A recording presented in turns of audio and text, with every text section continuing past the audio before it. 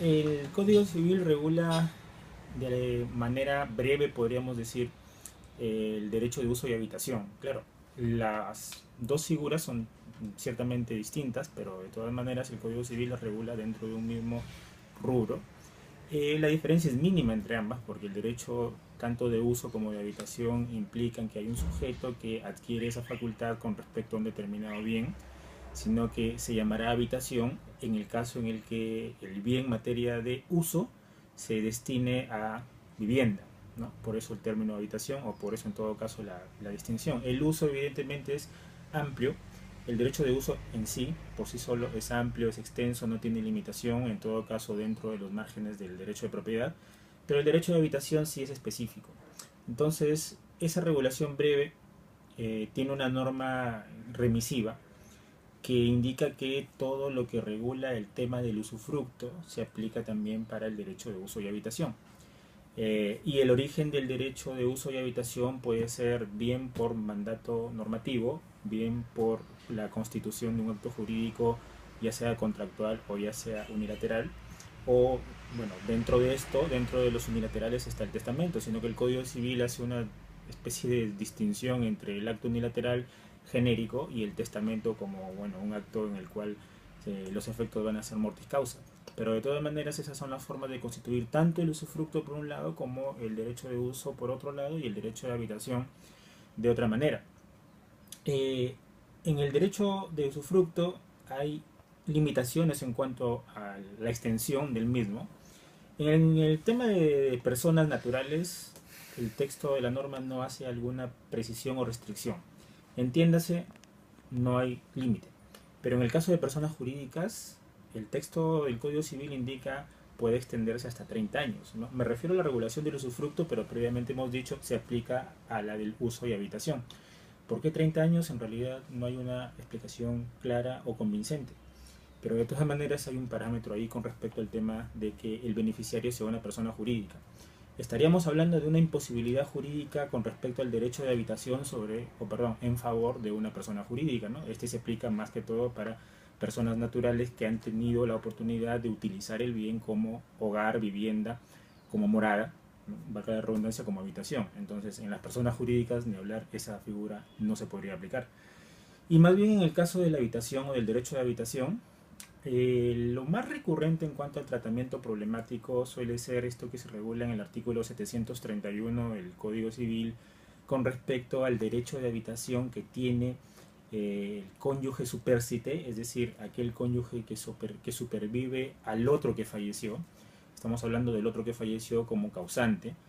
Y al supervivir y de repente concurrir con otros herederos, podríamos hablar de hijos, podríamos hablar de padres, eh, no alcanza su cuota hereditaria para la totalidad del inmueble, que era materia de hogar cuando todavía existía en vida el cónyuge que falleció, y al no alcanzar, entonces el texto del 731 le otorga ese derecho de habitación con respecto a la totalidad del inmueble, por cierto, inclusive en perjuicio, y esto entre comillas, en perjuicio de los otros herederos, porque el derecho de habitación para este caso es, repito, sobre la totalidad del inmueble, a no ser que hablemos de un inmueble muy extenso y que por cuestiones ya de acuerdo o pactos entre los mismos herederos se pueda hablar de una división fáctica, de una división de hecho.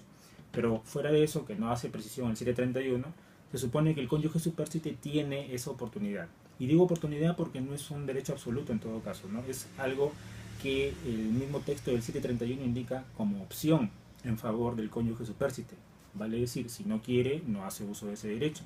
O si se llega a una determinación consensual distinta con los demás herederos, entonces cambiaría la figura, ¿no? Es simplemente que la norma le ha previsto esa posibilidad para protección de, vamos a decir, las consecuencias inmediatas de posteriores a la muerte de su cónyuge.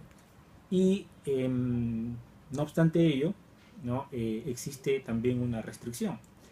Este derecho de habitación concluye, fenece, cuando este cónyuge beneficiado contrae nuevo matrimonio o en todo caso fallece, porque es una cuestión obvia ahí, ¿no?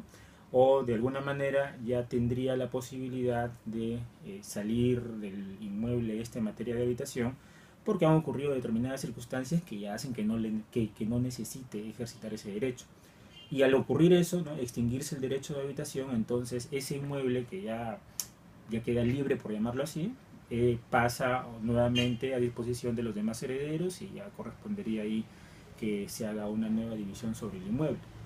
Y algo parecido es el siguiente artículo de esta sección que regula esta figura, que es el artículo 732, que establece el usufructo, o sea, sobre el mismo bien en materia de habitación, la posibilidad de usufructo si es que este cónyuge superstite, además, claro, obviamente de encontrarse en el estado de tal, no tiene posibilidades de ingreso económico, no le alcanza las posibilidades económicas como para atender a su propia subsistencia, y entonces aquí se puede aplicar la figura del arrendamiento, es decir, sobre el bien en materia de uso, ahora sí utilizo la palabra uso, ¿no? Porque ya no lo habitaría, sobre el bien en materia de uso se puede aplicar un contrato de arrendamiento hacia terceros, claro está, pero del cual el titular va a ser el cónyuge superstite, titular de ese derecho de uso, y los frutos provenientes del arrendamiento, es decir, el pago de la renta, esos son de disposición exclusiva de este cónyuge,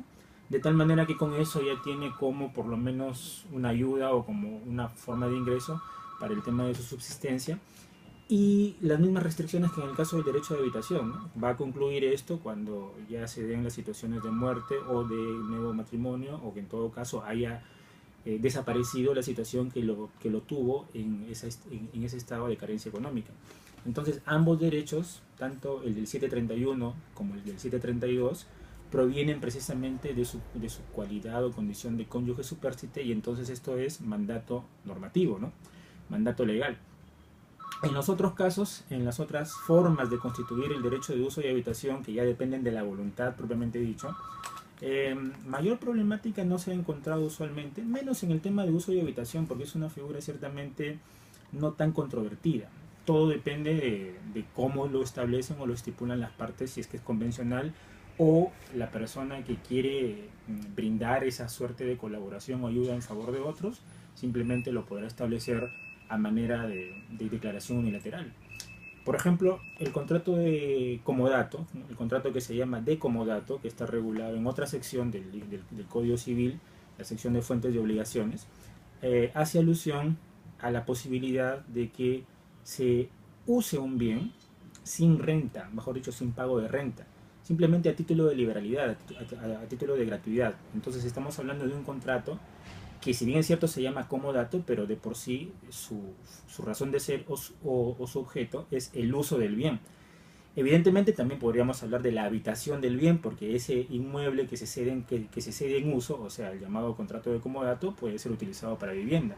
Pero la característica de este contrato es que no hay pago de contraprestación, no hay pago de renta, porque si habláramos de renta estaríamos ya saliendo de este contrato y estaríamos frente a un arrendamiento. Entonces, esta es una forma distinta de constituir el uso de habitación a la mencionada en los artículos 731 y 732. Y finalmente el testamento, pero el testamento es una suerte de disposición que está pendiente o supeditada desde luego a la muerte del testador, y además de ello a que ese testamento no adolezca de algún vicio, defecto que lo convierta en nulo, que lo haga inválido y entonces sus disposiciones no puedan aplicarse. Pero sin embargo, si es que esto se diere, estaríamos en una figura parecida a la del 731.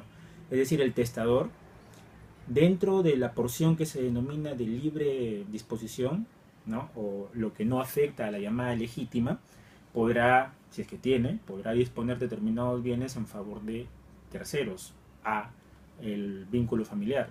O sea, cualquier otro sujeto que no tenga de por sí el derecho a heredar, podría ser beneficiado con el derecho de uso y habitación si es que, como insisto, alcanza dentro de la porción de libre disposición.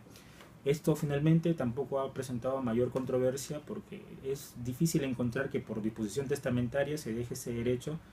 Bueno, ya en estos tiempos no tenemos a sujetos o personas que dejen mucho los testamentos, más bien es una figura ya poco aplicada.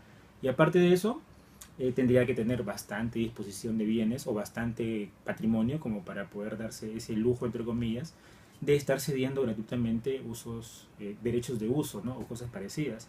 Un último caso relativamente controversial, o en realidad sí, controversial, pero que se hizo mediático y por eso sonó tanto, es el testamento de Ribagüero en el caso de la Pontificia Universidad Católica del Perú, en el cual no se había establecido de manera clara, porque hubieron varios testamentos, no se estableció de manera clara cómo es que debía ejercerse, eh, para este caso, la disposición de los bienes. Y entonces, por un momento, por un tiempo, se asumió que era para uso exclusivamente, ¿no? O sea, no para adquisición como propiedad, sino uso. Estoy hablando, por ejemplo, del campus de la Universidad Católica. Y entonces eso generó controversia porque por medio también estaba la Iglesia Católica y, en fin, se mediatizó demasiado.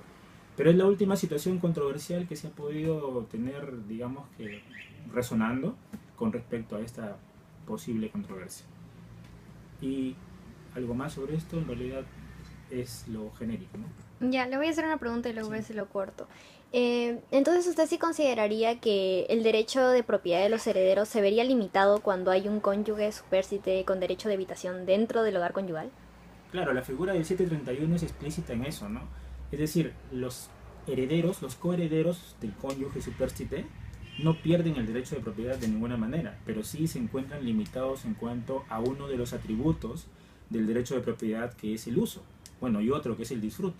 Es decir, el bien es de los herederos, pero hasta que se extinga el derecho de uso que otorga el 731, o más aún el derecho de usufructo que otorga el 732, no van a poder usar y disfrutar ese bien.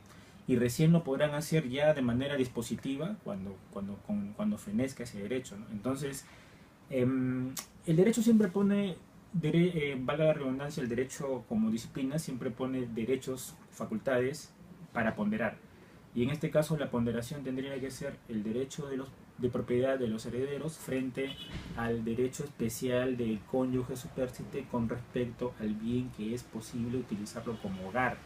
Hablando de la unidad familiar o hablando de derechos de mayor realce, entonces prevalece este último frente al derecho dispositivo que otorga la propiedad.